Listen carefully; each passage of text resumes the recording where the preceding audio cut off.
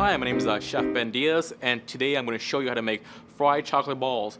The reason is these are great snacks and desserts for any occasion.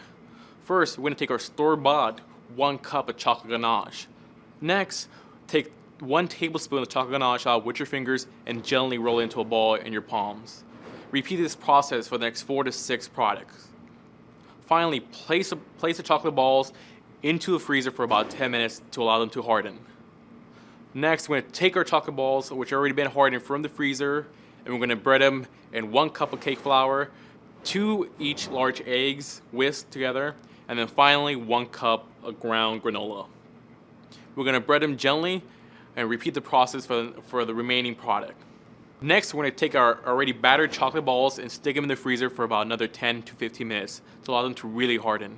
Next, we're going to grab a large pot. We're going to add 1 quart of canola oil. We're going to bring that up to about 350 degrees. Finally, we're going to take our granola covered chocolate balls and gently drop them into the oil. Cook for about 30 seconds. Next, remove and gently drain. And what you have are sweet covered granola chocolate balls.